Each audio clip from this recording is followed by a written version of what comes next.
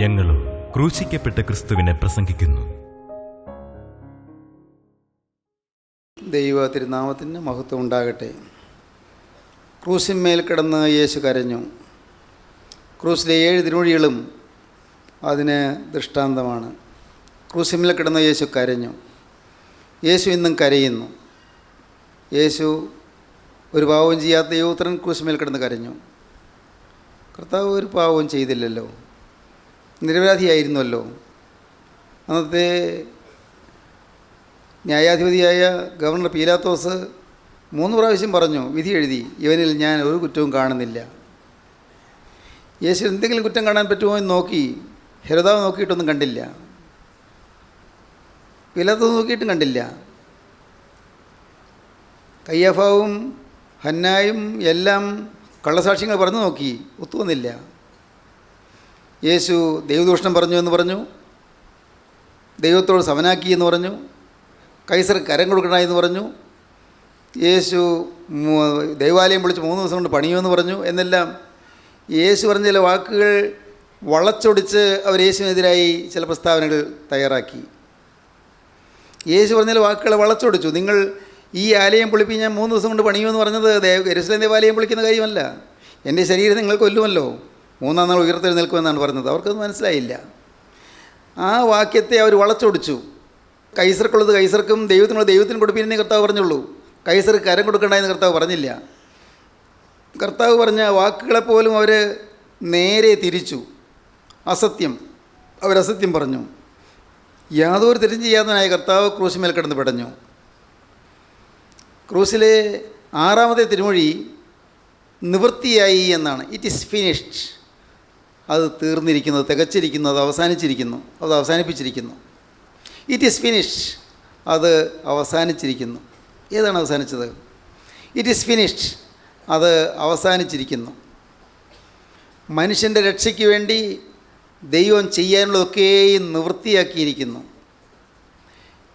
നരകത്തിലേക്ക് ഒഴുകിപ്പോകുന്ന മനുഷ്യനെ സ്വർഗത്തിലേക്ക് ആക്കുന്നതിന് വേണ്ടി സ്വർഗത്തെ ദൈവം ചെയ്യാനുള്ള പദ്ധതി എല്ലാം നിവൃത്തിയാക്കിയിരിക്കുന്നു. പാപിയായ മനുഷ്യനെ രക്ഷിക്കുവാൻ വേണ്ടിയുള്ള ദൈവത്തിൻ്റെ സ്നേഹത്തിൻ്റെ പ്രവർത്തനമെല്ലാം നിവൃത്തിയാക്കിയിരിക്കുന്നു. എല്ലാം പൂർത്തീകരിച്ചിരിക്കുന്നു. ഇറ്റ് ഈസ് ഫിനിഷ്ഡ്, അത് തികച്ചിരിക്കുന്നു. ദൈവത്തിന് സ്തോത്രം. ഇനിയും മനുഷ്യൻ പാപത്തിൻ്റെയും പിശാചിൻ്റെയും അടിമയായി ജീവിക്കേണ്ട ആവശ്യമില്ല എന്ന് ഉറപ്പിച്ചുകൊണ്ട് യേശു തൻ്റെ രക്ഷാപദ്ധതി പൂർത്തീകരിച്ചിരിക്കുന്നു. ദൈവത്തിന് സ്തോത്രം. ഇറ്റ് ഈസ് ഫിനിഷ്ഡ്, നിവൃത്തിയായി. ടോൾസ്റ്റോയ് എഴുതിയ ഒരു പുസ്തകമുണ്ട്, മൈ കൺവേർഷൻ എന്നാണ് പുസ്തകത്തിൻ്റെ പേര്. മൈ കൺവേർഷൻ, എൻ്റെ മാനസാന്തരം എന്നുണ്ടെങ്കിൽ തർജ്ജമ ചെയ്യാം, മൈ കൺവേർഷൻ. അതിൽ ടോൾസ്റ്റോയ് തെളിച്ച് പറഞ്ഞിരിക്കുകയാണ്, തുറന്നെഴുതിയിരിക്കുകയാണ്, എൻ്റെ ജീവിതത്തിൽ ഞാൻ ഒട്ടനേകം പാപങ്ങൾ ചെയ്ത മനുഷ്യനാണ്. എൻ്റെ പാപങ്ങൾ ഓർത്താൽ എനിക്ക് തല നിവർത്താൻ വയ്യ, അത്രമാത്രം വലിയ പാപങ്ങൾ ഞാൻ ചെയ്തു പോയി. അദ്ദേഹം എണ്ണി പാവങ്ങൾ പറയുകയാണ്. ഓരോ പാവം വന്നു പോയതെല്ലാം എണ്ണി പറയുകയാണ്. ആ പുസ്തകത്തിൽ അദ്ദേഹം ലജ്ജ കൂടാതെ എല്ലാം തുറക്കുകയാണ്. എന്തുകൊണ്ടാണ് ലജ്ജ കൂടാതെ തുറക്കാൻ പറ്റിയത്? അദ്ദേഹത്തിന് ഉറപ്പുണ്ട്, ഇനി ഞാൻ തുറന്നു പറഞ്ഞാലും ഇനി ഇതൊന്നും എൻ്റെ ജീവിതത്തിൽ വരില്ല. പിന്നെ തുറന്നു പറഞ്ഞാലെന്ത്? എത്ര ഹീനമായി ജീവിച്ചു ശരി, അത് തുറന്നു പറഞ്ഞാലെന്ത്? ഇനി അതൊന്നും വരില്ല എൻ്റെ ജീവിതത്തിൽ. ഇനി എൻ്റെ ജീവിതത്തിൽ പാവത്തിന് കണി പോലും യേശുകയില്ല. നല്ല ഉറപ്പ്, നല്ല ധൈര്യം. അതുകൊണ്ടാണ് ഈ തുറന്നു പറയാൻ സാധിക്കുന്നത്. നമുക്ക് പലപ്പോഴും തുറന്നു പറയാൻ പറ്റാത്തതിന് കാരണം എന്താണെന്ന് അറിയാമോ? പാവം വിട്ടിട്ടില്ല. ഇനിയും ഒരുപക്ഷെ അവസരം കിട്ടിയാൽ ഞാൻ പാവം ചെയ്തു പോകും. പാപത്തെ അറപ്പോടെ വെറുത്തുപേക്ഷിക്കാത്തത് കൊണ്ടാണ് തുറന്നു പറയാൻ പറ്റാത്തത്. അത് ഏതെങ്കിലും സൂത്രത്തിൽ ഒരു മനുഷ്യൻ്റെ മുമ്പിൽ പറയുന്നത് പോലെ ഇങ്ങനെ സൂത്രത്തിൽ പറഞ്ഞൊപ്പിക്കും. ഏതാണ്ടൊക്കെ ചെയ്ത പാവത്തിൻ്റെ കാര്യങ്ങളൊക്കെ ഒന്ന് പറഞ്ഞൊപ്പിക്കും. ചിലരെല്ലാം കുമ്പസാരിക്കുന്നത് പോലെ. ആരോ ഒരാൾ കുമ്പസാരിച്ച കാര്യം കേട്ടു, അല്പം രസകരമാണ്. കുമ്പസാരിക്കാൻ ചെന്നു. അപ്പോൾ എന്താ പറയേണ്ടത് അറിയാൻ പാടില്ല. അപ്പോൾ അച്ഛനും ആദ്യം കുറേ ഉപദേശങ്ങളൊക്കെ കൊടുത്തു. ഉപദേശങ്ങൾ അങ്ങനെയാണല്ലോ, അങ്ങനെയാണ്, എന്താണ് പാവം, എന്തൊക്കെ കുറേ ഉപദേശങ്ങൾ കൊടുത്തു. ഇനി എന്താ പാവങ്ങളൊക്കെ എന്താ വന്നിട്ടുള്ളത്? കൊലപാതകവും വ്യഭിചാരവും ഒഴികെ ബാക്കി എല്ലാ പാവവും ഞാൻ ചെയ്തു പോയി. വളരെ എളുപ്പം. ഈ ജനറലൈസ് ചെയ്ത് പറയുമ്പോൾ പിന്നെ പൊതുവായിട്ടങ്ങനെ പറയുമ്പോഴത്തേക്കും പിന്നെ പ്രത്യേകിച്ച് എടുത്തു പറയേണ്ട ആവശ്യമില്ലല്ലോ. കൊലപാതകവും വ്യഭിചാരവും ഒഴികെ ഞാൻ എല്ലാ പാവവും ചെയ്തു പോയി. ഇത് അങ്ങനെയല്ല പാവമായിട്ട് പറയേണ്ടത്. എല്ലാ പാവവും ചെയ്തു പോയി അങ്ങനെ പറയല്ല. ഇന്ന പാവം ഇന്ന സാഹചര്യത്തിൽ ഇന്ന വിധത്തിൽ ഇന്ന പേരോടൊരുമിച്ച് ഞാൻ പാപം ചെയ്തു പോയി. വ്യക്തമായിട്ട് സ്പെസിഫൈ ചെയ്ത് പാവമേറ്റ് പറയണം. വ്യക്തമായിട്ട് കൃത്യമായിട്ട് പാവമേറ്റ് പറയണം. അങ്ങനെ പാവമേറ്റ് പറയാൻ സാധിക്കണമെങ്കിൽ ഇനി എൻ്റെ ജീവിതത്തിൽ പാവമുള്ളൊരു കാര്യം ഇല്ല, അത് ഉറപ്പാണ്, തീർന്നു. പഴയ അധ്യായം, പഴയ ഏടുകൾ അതെല്ലാം കീറിക്കളഞ്ഞിരിക്കുന്നു. പഴയ കടച്ചിട്ടെല്ലാം കീറിക്കളഞ്ഞിരിക്കുന്നു. ഇനി ഇല്ല, എൻ്റെ ജീവിതത്തിൽ പാവത്തിന് ഇനി കണിക പോലും ഇനി അല്പം പോലും ഇടം കിട്ടുകയില്ല, ഉറപ്പാണ്. ഈ ഒരു ഉറപ്പുണ്ടെങ്കിൽ ധൈര്യമായി പാവമേറ്റ് പറയാം. ദൈവത്തിന് സ്തോത്രം. പാപം ഏറ്റു പറയുക, ബൈ കൺവേർഷൻ. ടോൾസ്റ്റോയി തൻ്റെ ജീവിതത്തിൽ വന്നുപോയ പാപങ്ങളെല്ലാം ലജ്ജ കൂടാതെ ഏറ്റു പറഞ്ഞിരിക്കുന്ന പുസ്തകത്തിൽ. എന്നിട്ട് അദ്ദേഹം പറയുകയാണ്, പക്ഷേ ഇതെല്ലാം പഴയ കഥകൾ, അതെല്ലാം തീർന്നു, ഞാൻ പുതിയ മനുഷ്യനായി. പിന്നീടാണ് ടോൾസ്റ്റോയി മനോഹരമായ ചില പുസ്തകങ്ങൾ എഴുതിയത്, അതിമനോഹരമായ പുസ്തകങ്ങൾ. ടോൾസ്റ്റോയിയുടെ യുദ്ധവും സമാധാനവും പ്രസിദ്ധമായൊരു പുസ്തകമാണ്, വാർ ആൻഡ് പീസ്. അന്ന കരീന വളരെ പ്രസിദ്ധമായ പുസ്തകമാണ്, അതിമനോഹരമായ പുസ്തകം. ദൈവത്തിന് സ്തോത്രം. ടോൾസ്റ്റോയിയുടെ ചെറുകഥകളെല്ലാം ലോകപ്രശസ്തങ്ങളാണ്, എല്ലാം ഗുണപാഠങ്ങളുള്ളതാണ്. ടോൾസ്റ്റോയി ക്രിസ്തുവിനെ പ്രതിബിംബിച്ചിരുന്നു ജീവിതത്തിൽ. തൻ്റെ പുസ്തകത്തിൽ കൂടി തൻ്റെ ആശയങ്ങളെല്ലാം സംവേദനം ചെയ്തിരുന്നു, ആളുകളിലേക്ക് പകർന്നിരുന്നു. അതുമൂലം അനേകർക്ക് രക്ഷയുടെ സന്തോഷം കണ്ടെത്താൻ കഴിഞ്ഞിരുന്നു. ഒരു ചെറുപ്പക്കാരൻ, ചന്ദ്രശേഖരൻ ആസാദ് എന്നാണ് ആ കൊച്ചൻ്റെ പേര്. ചന്ദ്രശേഖരൻ ആസാദ്. സ്വാതന്ത്ര്യസമരം നടക്കുന്ന കാലത്താണ്, സ്വാതന്ത്ര്യസമരം നടക്കുന്ന കാലം. സ്വാതന്ത്ര്യസമരം നടക്കുന്ന കാലത്ത് ഇവനെ അധികാരികൾ പിടിച്ചു, കോടതി കൊണ്ടുവന്നു. നിൻ്റെ പേരെന്തെന്ന് ചോദിച്ചു. അവൻ ഏതോ വിപ്ലവത്തിൽ പങ്കെടുത്തെന്നൊക്കെയാണ് അവനെക്കുറിച്ചുള്ള ധാരണ, അതുകൊണ്ടാണ് പിടിച്ചത്. നിൻ്റെ പേരെന്ത്? ആസാദ്.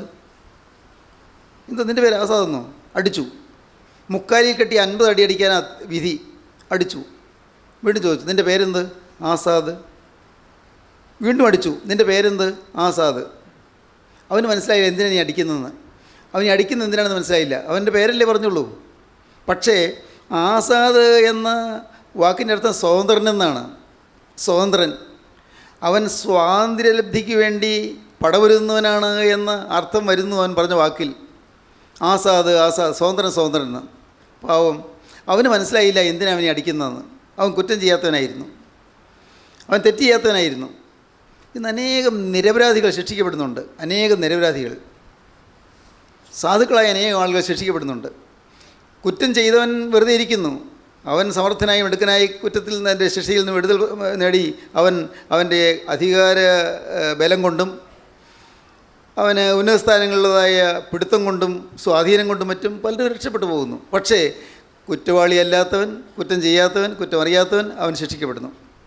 നിരപരാധി ശിക്ഷിക്കപ്പെടുന്നു. കർത്താവായ യേശുക്രിസ്തു നിരപരാധിയായിരുന്നു, പക്ഷേ ശിക്ഷിക്കപ്പെട്ടു. കുറ്റം ചെയ്യാത്തവനായിരുന്നു. ഇവനിൽ ഞാനൊരു കുറ്റവും കാണുന്നില്ല എന്ന് പീലാത്തോസ് പറഞ്ഞു. ഇവൻ മരണയോഗ്യവേദമൊന്നും ചെയ്തിട്ടില്ല എന്ന് ജനസമൂഹം പറഞ്ഞു. ഇവൻ സാക്ഷാത് ദൈവത്തിനായിരുന്നു സത്യമെന്ന് തൂക്കിയ ശതാധിപൻ പറഞ്ഞു. പടയാളികളുടെ തലവൻ പറഞ്ഞു. ഞാൻ കുറ്റമില്ലാത്ത ഒറ്റിക്കൊടുത്തു എന്ന് ഘാതകനായ യൂദാ പറഞ്ഞു. യേശു കുറ്റമില്ലാത്തവനായിരുന്നു. യേശു പറഞ്ഞു, നിങ്ങൾ ആരെന്നെ പാപത്തെക്കുറിച്ച് ബോധം വരുത്തും? പാപം തീണ്ടാത്തവന് മാത്രമേ പാപത്തിൽ നിന്ന് മനുഷ്യനെ വിടുവിക്കാൻ സാധിക്കുകയുള്ളൂ. കിണറ്റിലേക്ക് വീണു പോയവനെ രക്ഷിക്കാൻ സാധിക്കണമെങ്കിൽ ആരോഗ്യമുള്ളൊരുത്തിന് മാത്രമേ രക്ഷിക്കാൻ സാധിക്കുകയുള്ളൂ. ആരോഗ്യമുള്ളവന് മാത്രമേ അവനെ വിടുവിക്കാൻ സാധിക്കുകയുള്ളൂ. അല്ലെങ്കിൽ അവനും ആഴത്തിലേക്ക് പോയി പോകും. ചതുപ്പ് നിലത്ത് വീണുപോയ ഒരാളെ രക്ഷിക്കണമെങ്കിൽ ചതുപ്പ് നിലത്ത് ചവിട്ടാത്തതിന് മാത്രമേ രക്ഷിക്കാൻ സാധിക്കുകയുള്ളൂ. മുകളിൽ നിന്ന് വരുന്നതായ ഹെലികോപ്റ്ററിൽ ഇരുന്ന് കയറ് നീട്ടിക്കൊടുത്ത് ഒരാൾ രക്ഷിക്കാൻ സാധിക്കും ചതുപ്പ് നിലത്തിൽ താഴ്ന്നു പോകുന്നവനെ. ചതുപ്പ് നിലത്ത് ചവിട്ടിയാൽ രക്ഷിക്കാൻ വരുന്നവൻ ചതുപ്പ് നിലത്തിൽ താഴ്ന്നു പോകും. അതുകൊണ്ട് പാപം ചെയ്യാത്തതിന് മാത്രമേ ഒരു മനുഷ്യനെ വീണുപോയവനെ രക്ഷിക്കാൻ സാധിക്കുകയുള്ളൂ. കർത്താവായ യേശുക്രിസ്തു നമുക്ക് വേണ്ടി രക്ഷാപദ്ധതി പൂർത്തിയാക്കി. ദൈവത്തിന് സ്തോത്രം. ഒന്ന് ചോദിച്ചോട്ടെ, ഈ രക്ഷാപദ്ധതിയിൽ നിങ്ങൾ ഉൾപ്പെട്ടു നിങ്ങൾക്കറിയാമോ? നിങ്ങളെയും കണ്ടാണ് യേശു ക്രൂശിൽ മരിച്ചത് നിങ്ങൾക്കറിയാമോ?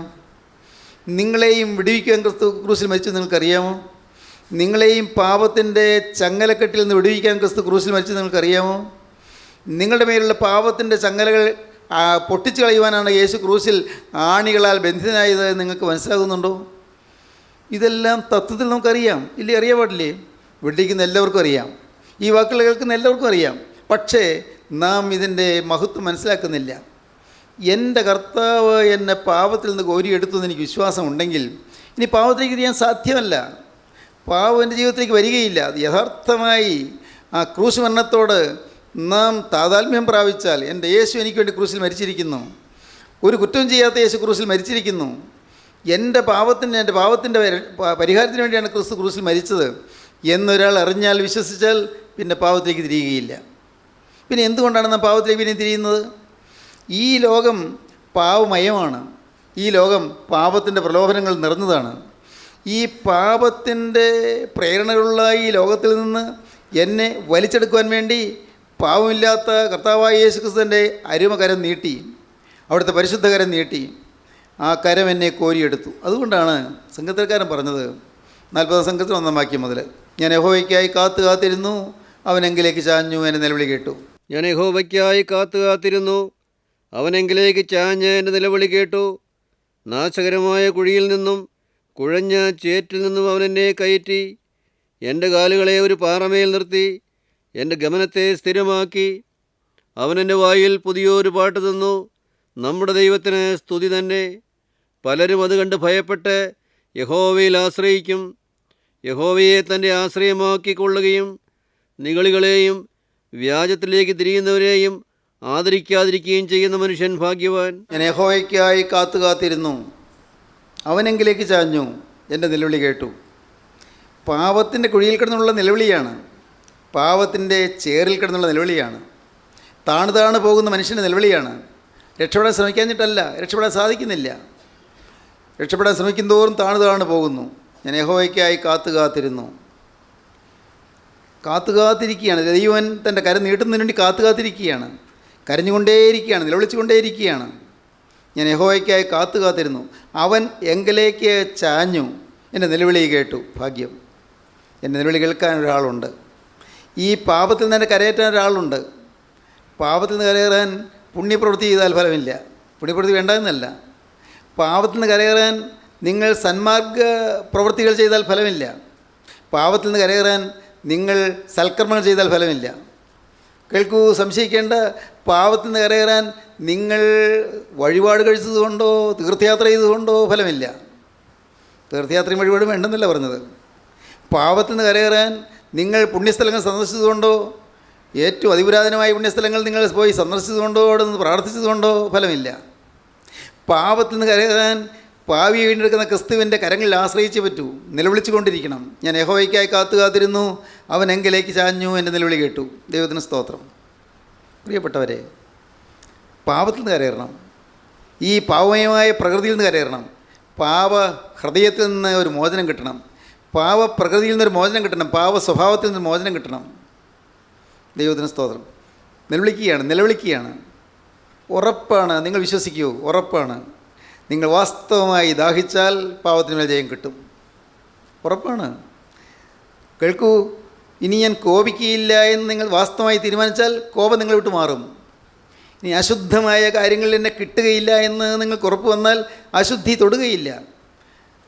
അശുദ്ധ സ്വപ്നങ്ങൾ വരികയില്ല, അശുദ്ധ വികാരങ്ങൾ വരികയില്ല, അശുദ്ധ മോഹങ്ങൾ വരികയില്ല, അശുദ്ധമായ ആഗ്രഹങ്ങൾ വരികയില്ല, മ്ലേച്ഛമായ ചിന്തകൾക്ക് ഇടം കൊടുക്കുകയില്ല. ഹൃദയം എപ്പോഴും വിശുദ്ധമായിരിക്കും, നിർമ്മലമായിരിക്കും. ദൈവത്തിന് സ്തോത്രം. ഒന്ന് ഞാൻ പറയാം, അങ്ങനെയാകുമ്പോൾ ഒരു പ്രത്യേക ധൈര്യമുണ്ട്. പാപം തീണ്ടുന്നില്ലെങ്കിൽ ധൈര്യമുണ്ട്, ഒരു വലിയ ധൈര്യം. ലോകപ്രകാരം നാം ധീരരല്ല, അല്ലേ? നാം ആരാ ധീരര്? നാം ഭീരുക്കളല്ലേ? ലോകപ്രകാരം നാം ധീരുക്കളാണ്. ലോകപ്രകാരം കഴിവില്ലാത്തവരാണ്. ലോകപ്രകാരം പറഞ്ഞാൽ നമുക്ക് പലർക്കും ഉള്ളതുപോലുള്ള കഴിവില്ല, പലർക്കും ഉള്ളതുപോലെ സാമർഥ്യമില്ല, മികവില്ല, തികവില്ല, നമുക്ക് ഒരു എഫിഷ്യൻസി ഇല്ല. ശരിയാണ് ലോകപ്രകാരം. പക്ഷേ നമ്മുടെ ഉള്ളിൽ നാം ധൈര്യമുള്ളവരായിരിക്കും. എന്താണ്? പാപം നമ്മുടെ ജീവിതത്തിൽ സ്പർശിക്കുന്നില്ലെങ്കിൽ ഏതോ ഒരു വലിയ പ്രാഗൽഭ്യം, ചില തീരുമാനങ്ങൾ എടുത്തിട്ട് ആ തീരുമാനം പാലിക്കാൻ നിങ്ങൾക്ക് സാധിച്ചാൽ വലിയൊരു പ്രാഗൽഭ്യമാണ്. ദൈവത്തിന് സ്തോത്രം. ഞാൻ ചോദിക്കട്ടെ, നിങ്ങൾക്ക് ആ പ്രാഗൽഭ്യം കിട്ടിയിട്ടുണ്ടോ? എൻ്റെ കർത്താവിൻ്റെ കൃപയാൽ പാവം എന്നെ ഇപ്പോൾ തൊടുന്നില്ല പറയാൻ പറ്റുമോ? യേശുവിൻ്റെ കൃപയാൽ പാവത്തിൽ ഞാൻ മോചനം പ്രാപിച്ചിരിക്കുന്നു. യേശുവിൻ്റെ കൃപയാൽ എൻ്റെ പ്രായത്തിനൊത്ത വികാര വിജൃംഭണത്തിൽ നിന്ന് ഞാൻ രക്ഷപ്പെട്ടിരിക്കുന്നു.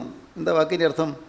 വികാരത്തിൻ്റെ വേലിയേറ്റം, അശുദ്ധമായ വികാരങ്ങൾ, ലൈംഗിക മോഹങ്ങൾ, കൊള്ളരാത്ത ചിന്തകൾ, കർത്താവ് എനിക്കതിൽ മോചനം തന്നിരിക്കുന്നു. ദൈവത്തിന് സ്തോത്രം. പ്രിയപ്പെട്ടവരെ, ഞാൻ പറയട്ടെ, ലൈംഗിക വികാരം അതിൽ തന്നെ പാവമല്ല.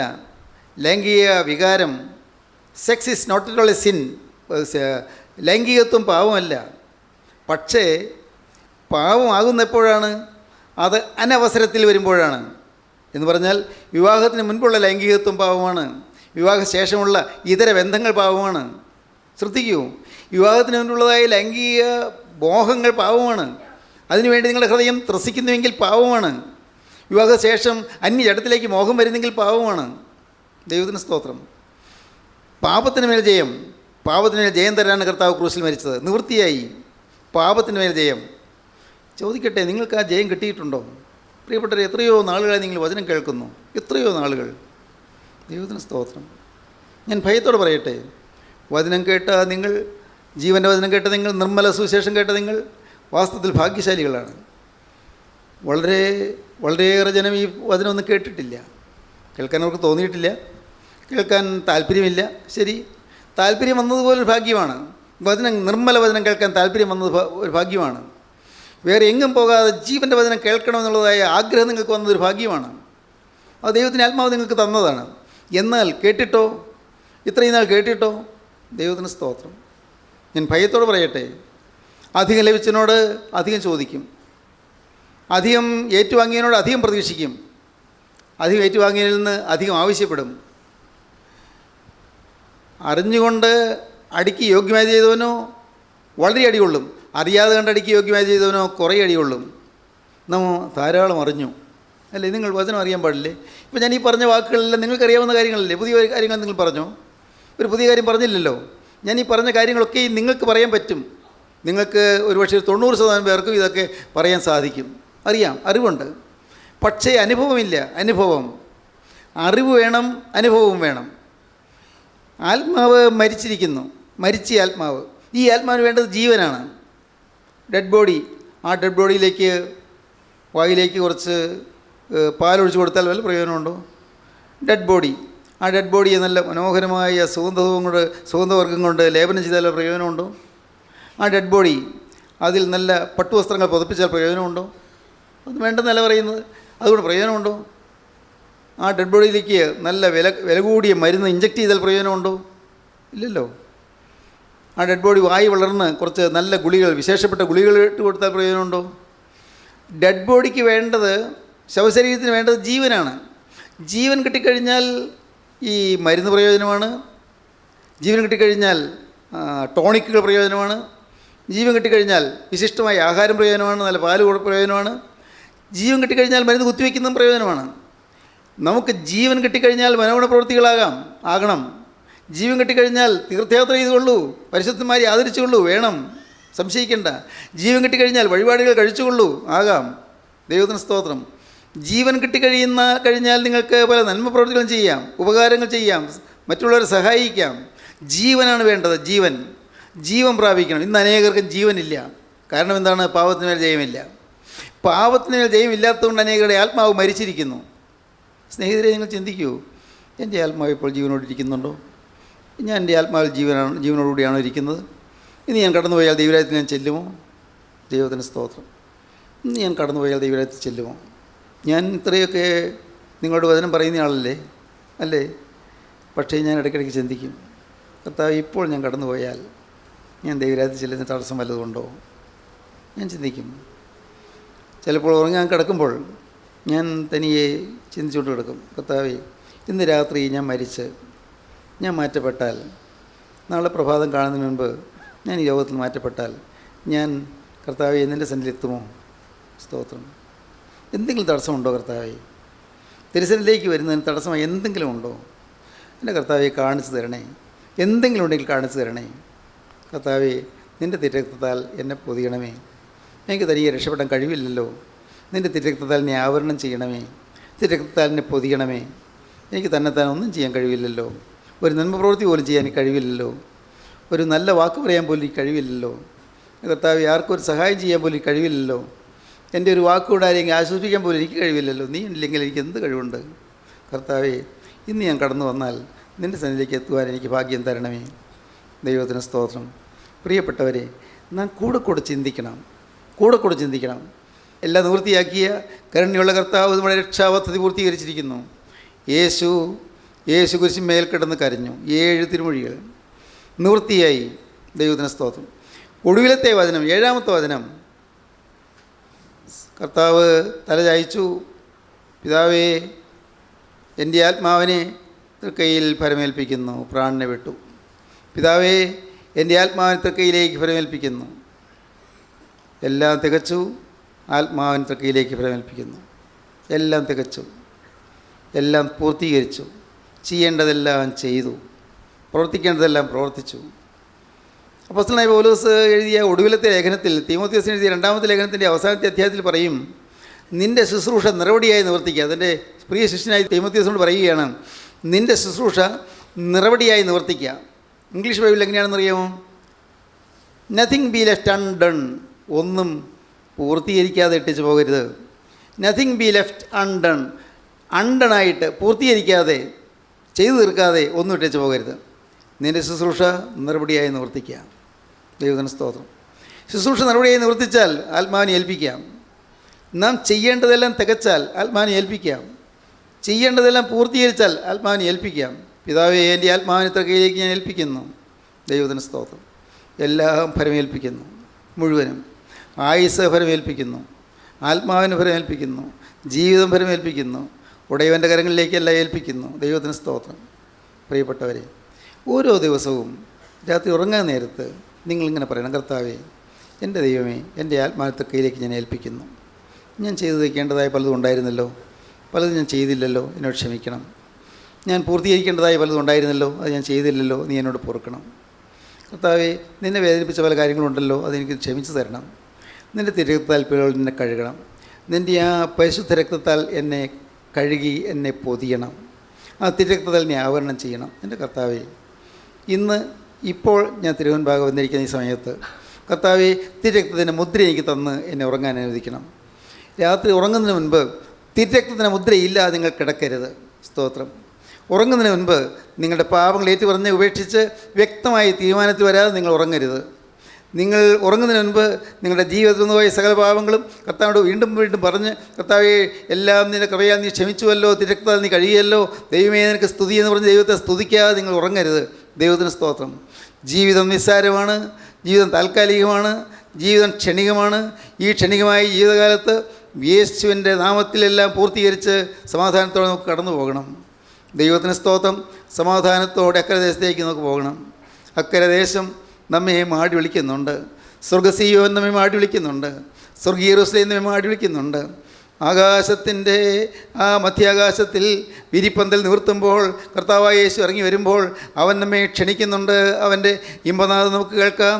കർത്താവിൻ്റെ ഗംഭീരനാഥം നമുക്ക് കേൾക്കാം. പ്രധാനനായ ബീഹായേൽ ശബ്ദം നമുക്ക് കേൾക്കാം. ദൈവത്തിൻ്റെ കാഹളം നമുക്ക് കേൾക്കാം. കർത്താവിൻ്റെ 2-ാമത്തെ വരയിൽ നാം പറന്നുയരും. ദൈവത്തിന് സ്തോത്രം. ഈ ശരീരം കനമില്ലാത്തതായി തീരും. ഒരാത്മശരീരം നാം പ്രാപിക്കും. നാം അങ്ങ് പറന്നു പൊങ്ങും. ദൈവത്തിന് സ്തോത്രം. കർത്താവായ യേശു വീണ്ടും വരുമ്പോൾ ഇവിടെ ഈ ഭൂമിയിൽ വേല തികച്ചവർ, ഈ ഭൂമിയിൽ പൂർത്തീകരിച്ചവർ, വേല തികച്ചവർ, പിതാവിൻ്റെ കയ്യിലേക്ക് ജീവിതം പ്രേമിപ്പിക്കുവാൻ തക്കവണ്ണം ജീവിതം സമർപ്പിച്ചവർ, അവരിതാ പറന്നുയരുന്നു. ദൈവത്തിന് സ്തോത്രം. ശരീരത്തിന് കനമില്ല. ആ ശരീരം മാറി പുതിയ ശരീരമായി. ആത്മശരീരം പ്രാപിച്ചു. പുനരുത്ഥാന ശരീരം പ്രാപിച്ചു. ഉയർത്തെഴുന്നേറ്റ ശരീരമായി. ആ ശരീരം ഇതാ പറന്നു പൊങ്ങുന്നു. ദൈവത്തിന് സ്തോത്രം. ദൈവത്തിന് സ്തോത്രം. ഈ അമ്പാറ്റകൾ പറന്നുയരുന്നത് പോലെ ഈ ശരീരത്തിൽ നിന്ന് ആത്മാവ് പറന്ന് പുതിയ രൂപം പ്രാപിച്ച് പുതിയ ശരീരം പ്രാപിച്ച് അങ്ങ് പറന്നുയരുകയാണ്. ദൈവത്തിന് സ്തോത്രം. അത്ഭുതങ്ങൾ നടക്കുന്നു. പ്രിയപ്പെട്ടവരെ, ഇന്ന് ഇത് കേട്ടുകൊണ്ടിരിക്കുമ്പോൾ തന്നെ നിങ്ങൾ ഒരുങ്ങുവീൻ. കർത്താവായ യേശുവേ, നിൻ്റെ 2-ാമത്തെ വരയിൽ പറന്നുയരുന്ന വിശുദ്ധമായിട്ട് നിലനിൽപ്പാൻ എനിക്കും ഭാഗ്യം നൽകണമേ. എൻ്റെ ഈ ശരീരം ആത്മശരീരമായി രൂപാന്തരപ്പെട്ട് കർത്താവെ ആത്മശരീരമായി മാറി ഞാനും പറന്നുയരാൻ എനിക്ക് ഭാഗ്യം നൽകണമേ. നിങ്ങൾ പ്രാർത്ഥിക്കൂ. കർത്താവിൻ്റെ കരങ്ങളിലേക്ക് നിങ്ങൾ ഏൽപ്പിക്കൂ.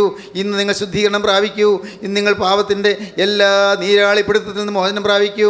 പാപത്തിൻ്റെ എല്ലാ ചങ്ങലക്കെട്ടുകളും പൊട്ടിക്കൂ. കർത്താവായ യേശുവിൻ്റെ തിരക്തം നിങ്ങളെ തഴുകട്ടെ. തിരക്തം നിങ്ങളെ മേൽ വരട്ടെ. തിരക്തം നിങ്ങളെ തൊടട്ടെ. തിരക്തത്തിൻ്റെ മുദ്ര നിങ്ങൾക്ക് തരട്ടെ. നിങ്ങളുടെ ബന്ധങ്ങൾ അഴിയട്ടെ. നിങ്ങളുടെ പാപക്കെട്ടുകൾ തകരട്ടെ. നിങ്ങളുടെ ജീവിതം ശോഭനമായി തീരട്ടെ. ശുഭകരമായ ഭാവിയിലേക്ക് ദൈവം നിങ്ങൾ നടത്തട്ടെ. സ്വർഗ്ഗസീയോൻപുരിയിലെത്തുന്ന നിത്യവാസത്തിന് വേണ്ടി ദൈവം നിങ്ങൾ ഒരുക്കട്ടെ. ആ സ്വർഗീയ സൗഭാഗ്യം നിങ്ങൾക്ക് തരട്ടെ. നമുക്ക് എല്ലാവർക്കും ഒരുങ്ങാം. പ്രിയപ്പെട്ടവരെ, നമുക്ക് ഒരുമിച്ച് ഒരുങ്ങാം. നമുക്ക് ഒരുമിച്ച് കർത്താവിൻ്റെ വരവിന് വേണ്ടി കാത്തിരിക്കാം. കർത്താവേ, അതിവേഗം വരണമേ. നാഥ, അതിവേഗം വരണമേ. മിശിഹ, നീ രാജ്യത്വം പ്രാപിച്ചു വരുമ്പോൾ എന്നെക്കൊണ്ട് നീ ഓർത്തുകൊള്ളണമേ. യേശുവേ, നീ അതിവേഗം വന്ന് എന്നെ കൈക്കൊള്ളണമേ. മിശിഹ, നീ രാജ്യത്വം പ്രാപിച്ചു വരുമ്പോൾ എന്നെക്കൊണ്ട് നീ ഓർത്തുകൊള്ളണമേ. പ്രാർത്ഥിക്കൂ, സമർപ്പിക്കൂ, കർത്താവിൻ്റെ കരങ്ങളിലേക്ക് നിങ്ങൾ കൊടുക്കൂ. യേശുവിനോട് വാക്ക് പറയൂ. നമുക്ക് ഒരുമിച്ച് പ്രാർത്ഥിക്കാം. കാരുണ്യവാനായ ഞങ്ങളുടെ സ്വർഗീയ പിതാവേ, അവിടുത്തെ ഇമ്പകരമായ വചനങ്ങൾക്ക് വേണ്ടി ഞങ്ങൾ നിന്നെ സ്തുതിക്കുന്നു. തിരുവചനങ്ങളുടെ അത്ഭുത കൃപയ്ക്കായി ഞങ്ങൾ നിന്നെ സ്തോത്രം ചെയ്യുന്നു. എല്ലാവരെയും തുടരണമേ കർത്താവേ, എല്ലാവരെയും അനുഗ്രഹിക്കണമേ. വചനം കേട്ട ഓരോരുത്തരുടെ ഹൃദയത്തിൽ യേശുനാഥ നിൻ്റെ പരിശുദ്ധാത്മാവ് തുടർന്ന് പ്രവർത്തിക്കണമേ. രണ്ടാമത്തവരെ വേണ്ടി എല്ലാവരെയും ഒരുക്കണമേ. യേശു ക്രിസ്തുവിൻ്റെ പരിശുദ്ധമായ നാമത്തിൽ പ്രാർത്ഥിക്കുന്ന കൃപയോടെ കേൾക്കണമേ. ആമീൻ.